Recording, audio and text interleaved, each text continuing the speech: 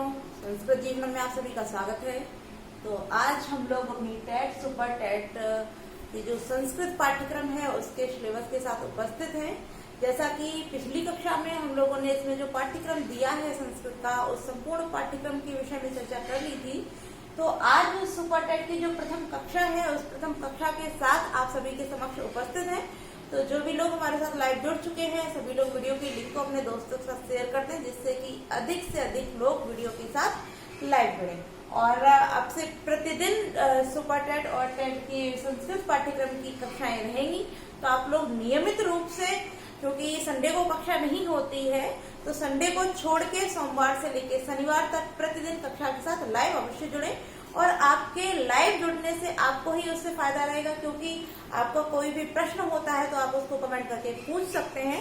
और यदि आपको कोई भी टॉपिक है जो समझ में नहीं आया या कोई आपका टॉपिक छूट रहा है या जिसको आपको दोबारा समझना है, तो आप लोग कमेंट करके उस चीज को अवश्य बताएं। तो आज हम लोग हमारी प्रथम कक्षा में, जैसा कि हम लोगों ने पहले ही चर्चा किया था पाठ्यक्रम में ही, कि सबसे पहले पाठ्यक्रम में अर्थात संस्कृत का जब पाठ्यक्रम देखेंगे उसके व्याकरण में जो सबसे पहला टॉपिक आता है हमारा, वह आता है माहेश्वर सूत्र। क्योंकि जब हम किसी भी विषय को अध्ययन करना आरंभ करते हैं तो सबसे पहले उस विषय की वर्णमाला के विषय में ज्ञात करते हैं। तो आप चाहे हमारे संस्कृत के पाठ्यक्रम में माहेश्वर सूत्र को वर्णमाला कहिए, माहेश्वर सूत्र कहिए, या अन्य भी इसके नाम हैं, इन सभी के विषय में हम चर्चा करेंगे। तो सबसे पहले हम जानते चलिए, आइए देखते हैं माहेश्वर सूत्रों को। तो यहाँ जो आप श्लोक देख रहे हैं उस श्लोक अर्थात इस श्लोक के माध्यम से ही इस माहेश्वर सूत्र की जो संपूर्ण उत्पत्ति हो उसके विषय में वर्णन हो जाता है। जैसा कि आप देखिए, नृत्तावसाने नटराज राजौ ननाद ढक्काम नव पंचवारम उद्धर्तु कामा सनकादि सिद्धा एतद्विमर्शे शिव सूत्र जालम। अर्थात शिव सूत्र जालम, शिव सूत्र या शिव को हम जैसे शिव का ही दूसरा नाम महेश है, इस कारण शिव सूत्र को हम माहेश्वर सूत्र भी कहते हैं। तो यही लिखो शिव सूत्र जालम, शिव सूत्र और जाल अर्थात उसका समूह, कि जो शिव सूत्र का जाल है या समूह है यह उत्पन्न हुआ। कैसे उत्पन्न हुआ? तो ये देखते हैं, यहाँ लिखा हुआ उद्धर्तु कामा सनकादि सिद्धा। जो सनक सनंदन इत्यादि चार ऋषि कुमार हुए हैं, इन सनकादि सिद्धों के उद्धर्तु अर्थात इनके कल्याण के लिए, इनके उद्धार के लिए नटराज राजौ, जो नटराज कहते हैं भगवान शिव को, क्योंकि शिव का ही एक नाम है नटराज। तो नटराज राज अर्थात नटराज के नृत्य अवसान, नृत्य की समाप्ति पर ननाद ढक्काम नव पंचवारम, ढक्का कहते हैं डमरू को, ननाद माने बजाया, कि भगवान शिव ने सनकादि सिद्धों के उद्धार के लिए अपने नृत्य के अवसान अर्थात नृत्य की समाप्ति पर अपने डमरू को 9 और 5 नव पंच अर्थात 9 और 5 बार ननाद माने बजाया। जिससे क्या हुआ, उन्हीं जो 14 बार जिस डमरू को बजाया, उन 14 बार डमरू के बजने से ही इन शिव सूत्र जालम अर्थात शिव सूत्र के समूहों की उत्पत्ति होती है। तो पुनः एक बार, जैसे कि अर्थ समझ में आ गया होगा और माहेश्वर सूत्र की उत्पत्ति भी समझ में आ गई होगी, कि भगवान शिव ने जब अपने तांडव नृत्य का समाप्त किया तब जो सनक सनंदन इत्यादि ऋषि कुमार हुए हैं, ऐसे इन ऋषियों के उद्धार हेतु और पाणिनीय के लिए, पाणिनि जो थे, पाणिनि महर्षि पाणिनि की तपस्या से प्रसन्न होकर अपने नृत्य की समाप्ति पर अपने डमरू को 9 और 5 बार बजाया। तो 9 और 5 से हो जाता है 14, अर्थात अपने डमरू को 14 बार बजाया। तो जब उन्होंने अपने डमरू को 14 बार बजाया तो उन 14 बार डमरू के बजने से जो ध्वनियां उत्पन्न हुई, इन ध्वनियों को महर्षि पाणिनि ने इन सूत्रों में निबद्ध कर दिया, अर्थात उन वर्णों में लिख दिया, उन सूत्रों में लिख दिया। और इस प्रकार से ही शिव सूत्र जो माहेश्वर सूत्र है वह उत्पन्न हुए। तो इसका अर्थ समझ में आ गया होगा। अब देखिए इसके प्रश्नों की भी चर्चा कर लेते हैं। यहाँ से भी कई बार प्रश्न पूछ लिए जाते हैं। जैसे माहेश्वर सूत्रों के विषय में अगर सुपर टेट में हो सकता है कि पूछ दिया जाए कि भगवान शिव के नृत्य के किस समय माहेश्वर सूत्र की उत्पत्ति होती है, अर्थात नृत्य के आरंभ में या नृत्य के अवसान में। तो आप लोग यहाँ से ध्यान रखेंगे नृत्यावसाने अर्थात नृत्य की समाप्ति पर ही जो शिव सूत्र है, माहेश्वर सूत्र है, इनकी उत्पत्ति होती है। ठीक है। और दूसरा प्रश्न हमारा पड़ जाता है कि माहेश्वर सूत्र में जो भगवान शिव ने अपने नृत्य के अवसान के समय में जो डमरू बजाया वो कितने बार बजाया? तो नव 5 बार अर्थात 14 बार बजाया। ठीक है। तो इस प्रकार से हमारे यहाँ 2 प्रश्न भी बनते हैं कि नृत्य के अवसान के समय माहेश्वर सूत्र उत्पन्न होते हैं और 9 और 5 बार शिव के डमरू के बजाने से यहाँ पर हमारे पाणिनीय सूत्र जो माहेश्वर सूत्र है वह उत्पन्न होते हैं। ठीक है। तो इस प्रकार से यह श्लोक हमारा कंप्लीट हो गया और इसके साथ साथ जो यहाँ से प्रश्न बन सकते थे उनकी चर्चा भी हम लोगों ने कर ली है। तो आइए अब देखते हैं हमारे माहेश्वर सूत्र। तो जैसा कि यहीं से ज्ञात हो गया है कि माहेश्वर सूत्रों की संख्या कितनी है। अब प्रश्न यह भी बनता है कि माहेश्वर सूत्र जो हमारी है, इन माहेश्वर सूत्रों की संख्या कितनी है। तो अभी हम लोगों ने अपने श्लोक में ही चर्चा कर ली थी, नव 5 अर्थात 9 और 5 बराबर 14 है। तो जो 14 बार डमरू को बजाया तो 14 ध्वनियां उत्पन्न हुई। इस कारण जो माहेश्वर सूत्रों की संख्या है वह 14 है। ठीक है। तो आइए इसकी भी चर्चा कर लेते हैं। माहेश्वर सूत्र यहाँ लिखा हुआ है तो हम लिख लेते हैं, पहले जानते हैं कि माहेश्वर सूत्र कौन कौन से हैं, फिर आगे बढ़ते हैं। तो आप सभी लोग मेरे साथ दोहराते भी चलिए जिससे कि आपको याद भी हो जाए और हम लोग माहेश्वर सूत्र के संपूर्ण जो प्रश्न हमारे बन सकते हैं वहां से उनकी भी चर्चा करेंगे। तो प्रथम सूत्र है हमारा अ ई उ ळ, अ ई उ ळ। दूसरा सूत्र है रि ल क। ठीक है।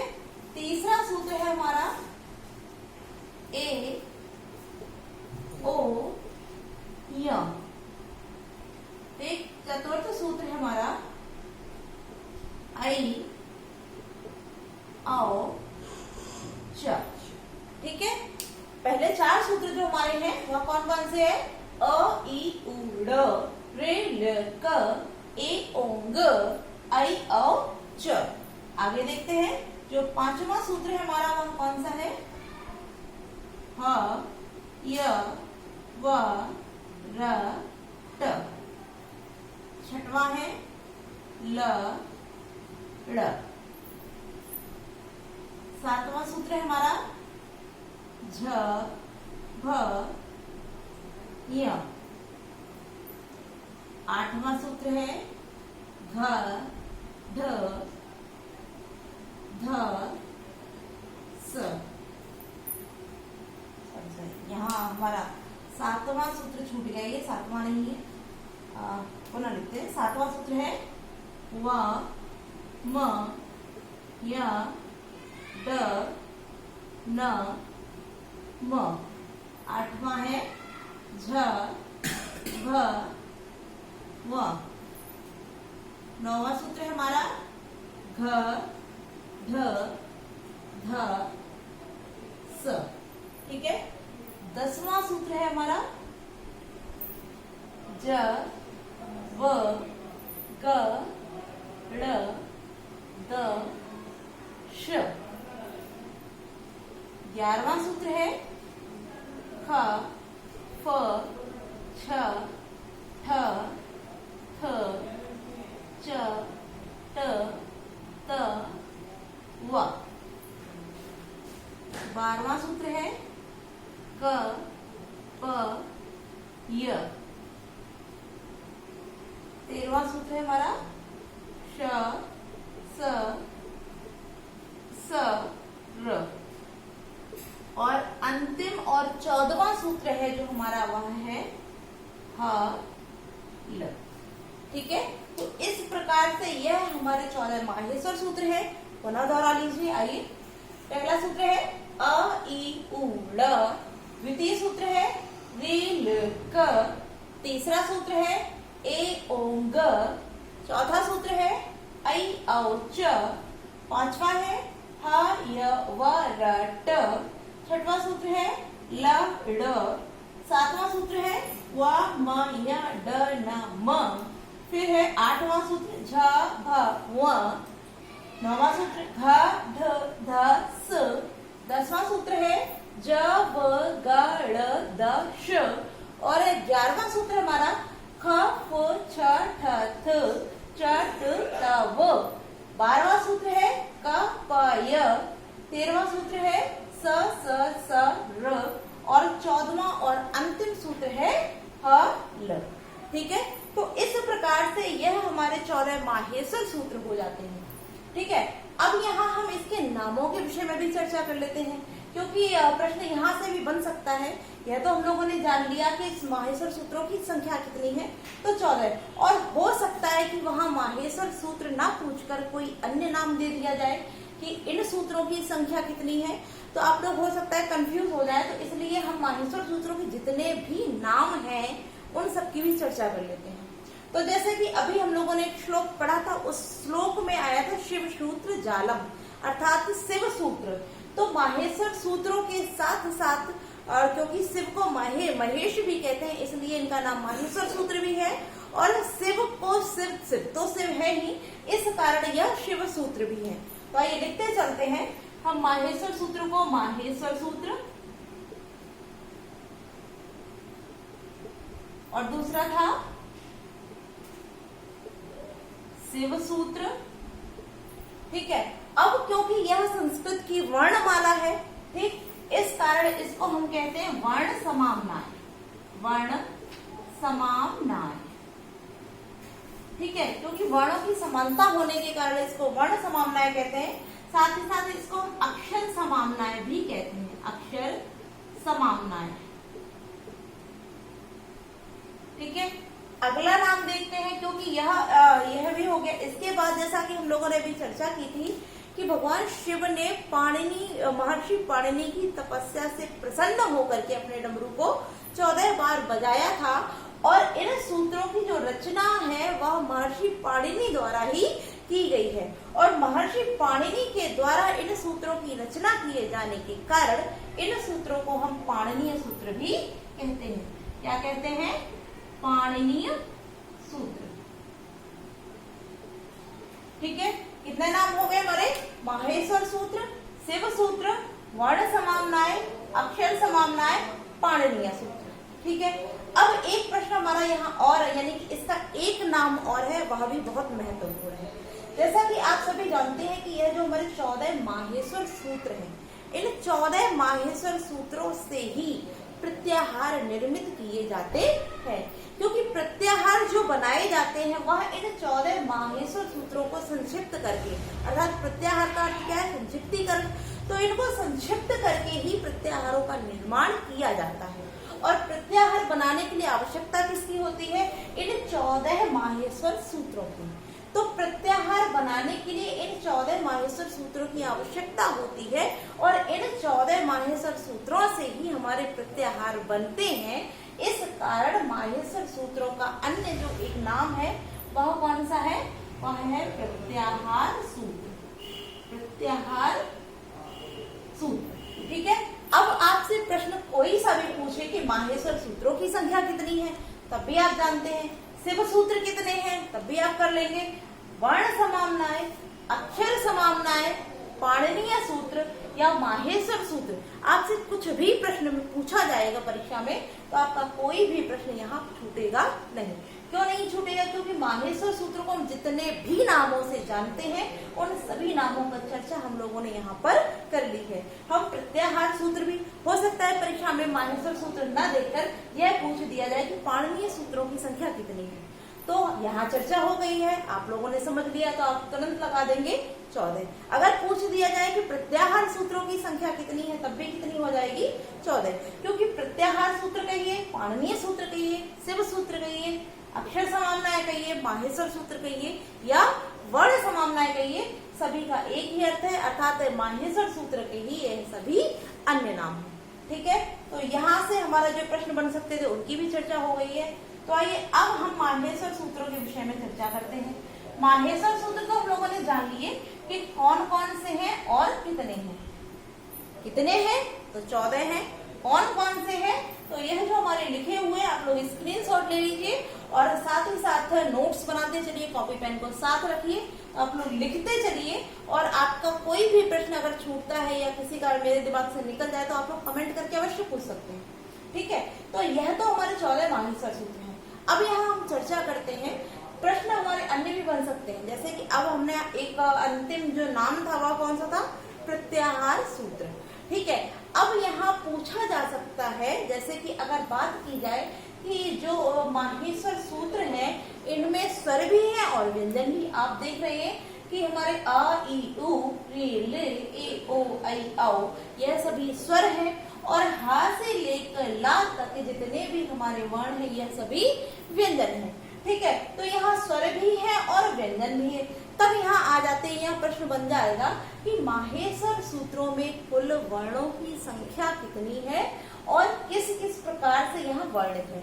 तो सबसे पहले आप लोग अभी कंफ्यूज हो गए होंगे, जैसे हमने यहाँ पर चर्चा की कि आ ई ओ रे रे ए ओ आई औ, ठीक है। तो यहाँ जो अंतिम वर्ण है उनको मैंने छोड़ दिया है, ठीक। अब जब छोड़ दिया है तो आप लोग कंफ्यूज होंगे कि इनको क्यों काउंट नहीं किया, तो हम लोग इसके विषय में भी चर्चा करते चलते हैं। यहाँ जो हमारे हलंत वर्ण अंतिम दिए हैं यह सभी आप देख रहे हैं हलंत वर्ण, ठीक है। और जो हलंत वर्ण होते हैं माहेश्वर सूत्रों के जो अंतिम वर्ण होते हैं, हलंत वर्ण होते हैं, उनको हम इत संज्ञक वर्ण कहते हैं, ठीक है।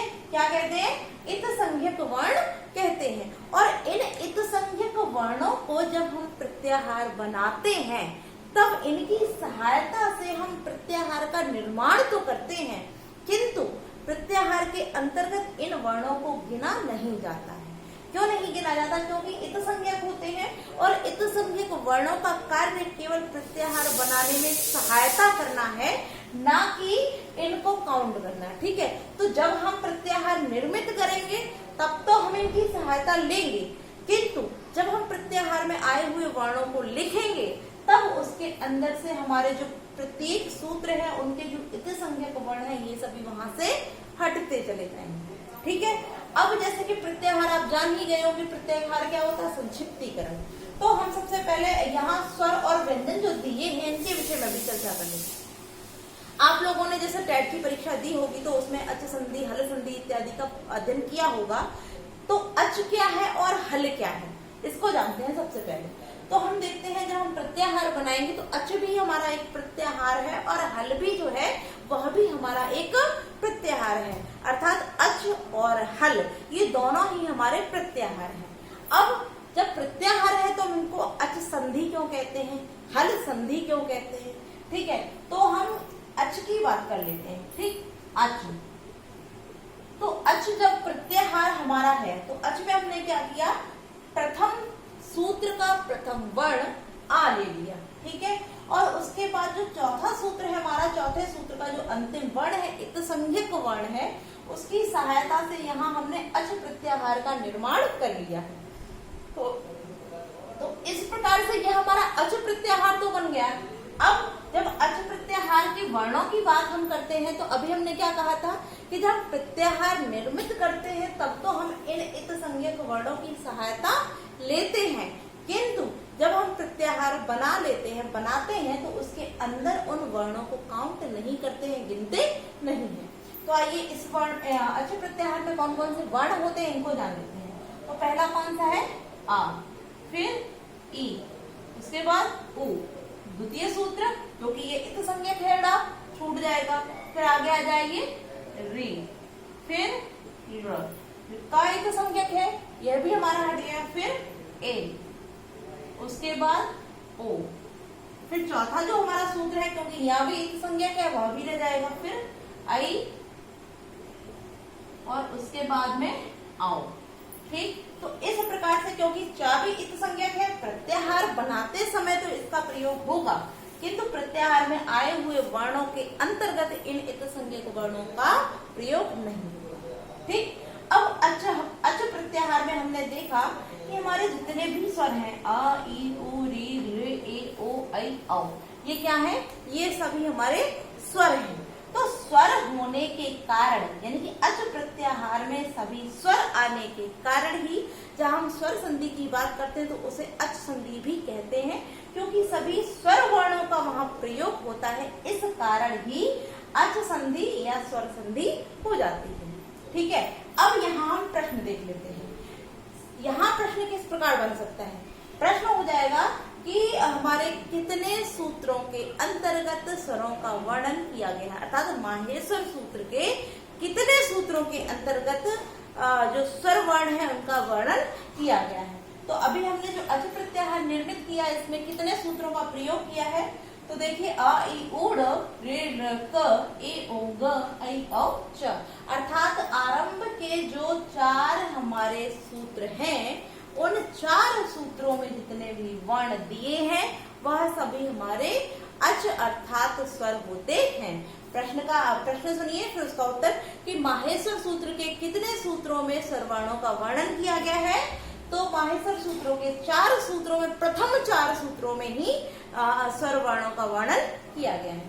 ठीक है, दूसरा प्रश्न इसी प्रकार यहाँ बन जाएगा कि अर्थात जो माहेश्वर सूत्र है इसमें कितने सूत्रों में व्यंजन वर्णों का वर्णन है? तो 4 के बाद जो 5 से लेकर 14 तक के हमारे अंतिम 10 सूत्र बचते हैं, इन 10 सूत्रों में हमारे सभी व्यंजन वर्णों का वर्णन किया गया है। ठीक है, हमारे दोनों प्रश्न यहाँ से क्लियर हो गए। आइए अब यहाँ चर्चा कर लेते हैं माहेश्वर सूत्रों की पुनः, कि माहेश्वर सूत्रों का जो निर्माण है वो किस किस प्रकार से किया गया है। तो आप लोग यहाँ देख रहे होंगे कि प्रथम जो 4 सूत्र हमारे दिए हैं, इन चारों सूत्रों में सभी स्वर वर्णों का वर्णन किया गया है। अर्थात महर्षि पाणिनि ने जो हमारे माहेश्वर सूत्र या पाणिनि सूत्रों की रचना की है, उनके प्रथम 4 सूत्रों में सबसे पहले क्या लिखा है? हमारे स्वर वर्णों का वर्णन किया है। उसके बाद में स्वर वर्णों के बाद जो अर्ध स्वर या अर्ध व्यंजन कहे जाते हैं, जैसे कि आप लोगों ने जिनको हम अंतस्थ व्यंजन भी कहते हैं, तो अंतस्थ व्यंजन से तात्पर्य जो अर्ध स्वर है या अर्ध व्यंजन है। अर्ध स्वर या अर्ध व्यंजन को ही उन्होंने महर्षि पाणिनि ने अपने 5 और 6वें सूत्र में डाला है। अर्थात जो स्वर भी है और व्यंजन भी है, तो स्वरों के पश्चात उन्होंने सीधे सीधे व्यंजन नहीं प्रयोग किए। क्या किया है? जो अंतस्थ वर्ण है, जो अर्ध स्वर या अर्ध व्यंजन कहलाते हैं, ऐसे अर्ध स्वर या अर्ध व्यंजन वाले अंतस्थ वर्णों को 5वें और 6वें सूत्र में रखा है, क्योंकि स्वर और व्यंजन इन दोनों के मध्य में उन्होंने किसकी चर्चा की है? तो जो अंतस्थ वर्ण है उनकी। अब अंतस्थ वर्ण आप सभी जानते हो कि या, व, रा और ला, क्योंकि टाइत संज्ञक है, लायित संज्ञक है, इनको हटा देंगे तो क्या हो जाएगा? या, व, रा, ला।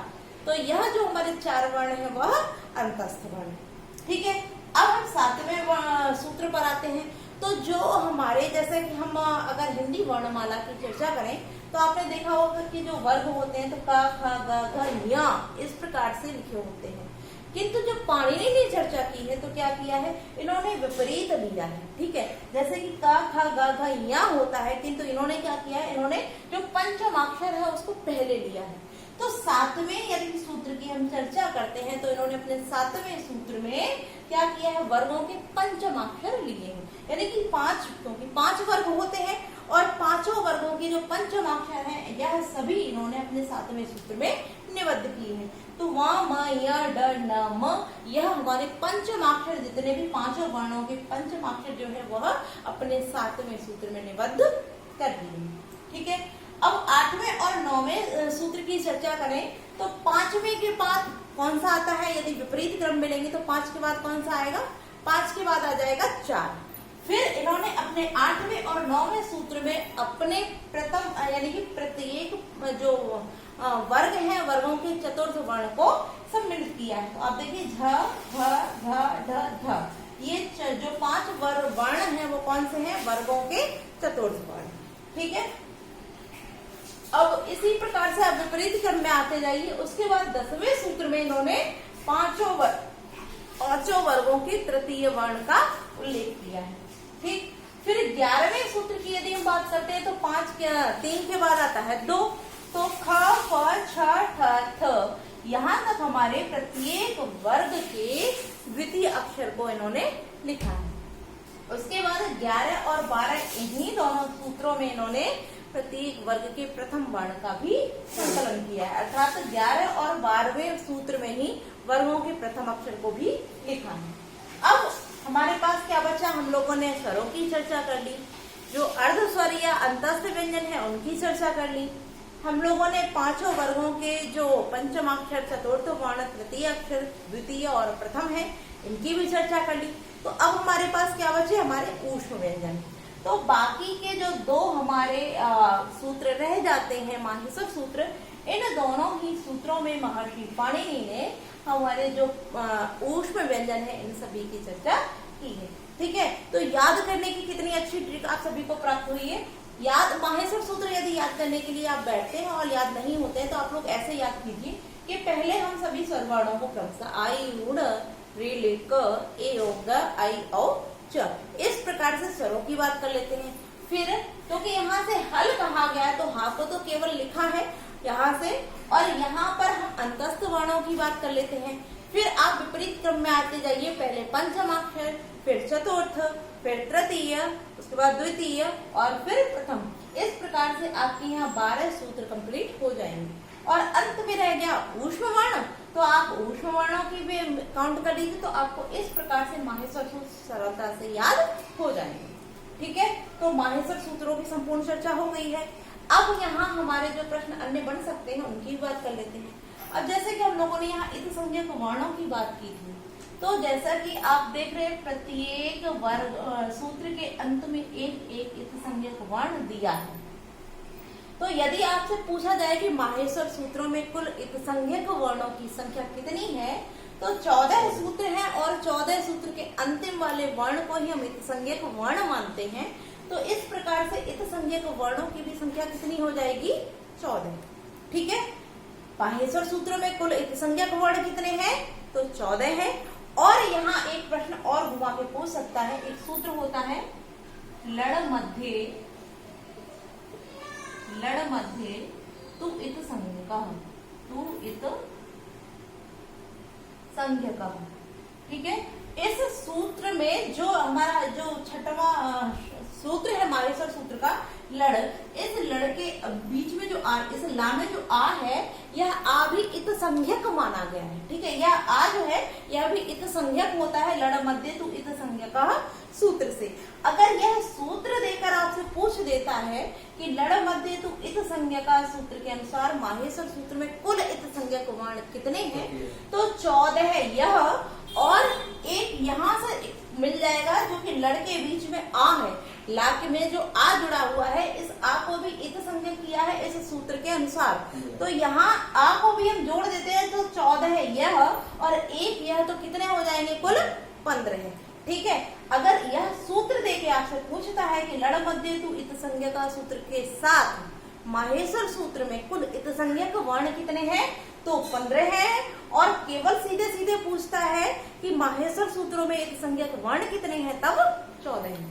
ठीक है, कंफ्यूज होने वाली बात नहीं है। अगर सम्मिलित या सूत्र देके पूछे तो 15 है, और सूत्र देके ना पूछे तो 14 है, क्योंकि माहेश्वर सूत्रों में हमारे जो जितने इत संज्ञक वर्ण है 14 ही है, क्योंकि 14 सूत्र है तो 14 इत संज्ञक वर्ण है। ठीक है, अब प्रश्न हमारा एक और बनता है। आप लोग यहाँ देख रहे होंगे कि कुछ वर्ण हमारे ऐसे हैं जिनकी 2 बार आवृत्ति हुई है। ठीक, तो अब इसकी भी चर्चा कर लेते हैं।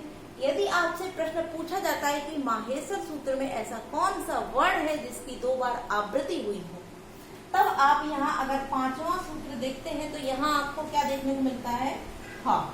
ठीक, और 14वां सूत्र देखते हैं तो यहाँ भी आपको क्या देखने को मिलता है, हाँ। और दोनों ही जो सूत्र है वो इत संज्ञक है, नहीं है। दोनों ही जो हमारे वर्ण है, हाँ, वो इत संज्ञक ना होने के कारण, यदि एक इत संज्ञक होता है, एक साधारण होता है व्यंजन, तब वहाँ 2 बार नहीं है। ठीक है, तो यहाँ पर हमारा हाँ, यहाँ पर भी इत संज्ञक नहीं है, यहाँ पर भी इत संज्ञक नहीं है, तो क्या उत्तर हो जाएगा। यदि आपसे प्रश्न पूछा जाता है कि माहेश्वर सूत्र में किस वर्ण की 2 बार आवृत्ति हुई है, तो हकार। ठीक है, यानी कि हा का 2 बार आवृत्ति होने के कारण यहाँ जो हमारा हकार है इसकी 2 बार आवृत्ति हुई है। अब प्रश्न दूसरा भी बनता है, यदि आपसे पूछा जाता है कि माहेश्वर सूत्र में किस इत संज्ञक वर्ण की 2 बार आवृत्ति हुई है, कौन सा, इत संज्ञक वर्ण। ठीक है। अगर इत संज्ञक वर्ण की 2 बार आवृत्ति पूछते हैं तो आप प्रथम सूत्र में देखते हैं अ ई उ ड, तो ड हमारा यहाँ भी इत संज्ञक है, और छठवें सूत्र में जो ल ड़ लिखा हुआ यहाँ पर भी ड़ हमारा इत संज्ञक है। अगर इत संज्ञक वर्ण पूछा जाता है कि माहेश्वर सूत्र में किस इत संज्ञक वर्ण की 2 बार आवृत्ति हुई है तो क्या हो जाएगा ड़, ठीक है। तो ड़ हमारा जो वर्ण है, इस वर्ण की 2 बार आवृत्ति हमारे माहेश्वर सूत्रों में हो जाती है, ठीक है। इस प्रकार से हमारे यहाँ पर प्रश्न बन जाते हैं। अब यहाँ हम चर्चा कर लेते हैं स्वर और व्यंजनों की भी। तो यहाँ हमने देखा, पहले ही चर्चा की थी कि अगर प्रश्न पूछा जाता है कि माहेश्वर सूत्रों में कुल वर्णों की संख्या कितनी है, तो कुल वर्ण यदि आपको काउंट करके देख लीजिएगा, और मैं बता देती हूँ। अगर आपसे पूछा जाता है कि कुल वर्ण कितने हैं, तो स्वर और व्यंजन दोनों मिलाकर के हमारे कुल 42 वर्ण हो जाते हैं, ठीक है। माहेश्वर सूत्र में कुल 42 वर्ण है, ठीक। अब यदि यही प्रश्न पूछ दिया जाए कि माहेश्वर सूत्र में कुल स्वरों की संख्या कितनी है, कुल स्वर, तो आपके जो 4 सूत्र हैं, इन चारों सूत्रों में काउंट कर लीजिए, तो हमारे कुल स्वरों की संख्या 9 है, ठीक है। और यदि पूछ दिया जाता है कि माहेश्वर सूत्रों में कुल व्यंजनों की संख्या कितनी है, तो कुल व्यंजन जो है हमारे वह कितने हो जाएंगे। अब आप यहाँ घटा के भी निकाल सकते हैं। 42 जब कुल वर्ण है उसमें से 9 स्वर वर्ण है, तो अब हमारे व्यंजन कितने रह जाएंगे 33, ठीक है। तो 33 यानी कि कुल वर्णों की संख्या 42 है, कुल स्वरों की संख्या 9 है, कुल व्यंजनों की संख्या 33 है। तो इस प्रकार से हमारे माहेश्वर सूत्र में कुल स्वर 9, कुल व्यंजन 33 और संपूर्ण वर्ण पूछ दे तो 42, ठीक है। अब जैसा कि हम लोगों ने यहाँ चर्चा कर ली है, तो माहेश्वर सूत्रों से मुझे नहीं लगता इसके अतिरिक्त कोई प्रश्न पूछा जा सकता है, और यदि कोई प्रश्न छूट रहा हो तो आप लोग उसको कमेंट करके अवश्य बताएं। उसके विषय में हम अगली कक्षा में अवश्य ही चर्चा कर लेंगे। तो आज के लिए हम इतना ही रखते हैं, और जितने भी लोग हमारे साथ लाइव जुड़े हैं, सब लोग प्रतिदिन संडे को छोड़ करके और प्रतिदिन हमारे साथ लाइव कक्षा में जुड़ेंगे, क्योंकि आज से प्रतिदिन हमारी सुपर टेट संस्कृत पाठ्यक्रम की कक्षाएं नियमित रूप से चलेंगी। तो सुपर टेट वाले जितने भी छात्र हमारे साथ जुड़े हुए हैं, वो प्रतिदिन लाइव अधिक से अधिक संख्या में आएंगे। और आपकी जानकारी में जितने भी लोग हों जो टेट या सुपर टेट की तैयारी कर रहे हो, आप उन सभी को भी हमारे चैनल के साथ ही साथ कक्षा के साथ लाइव अवश्य जोड़िएगा। आज के लिए इतना ही मित्रों, नमो नमः।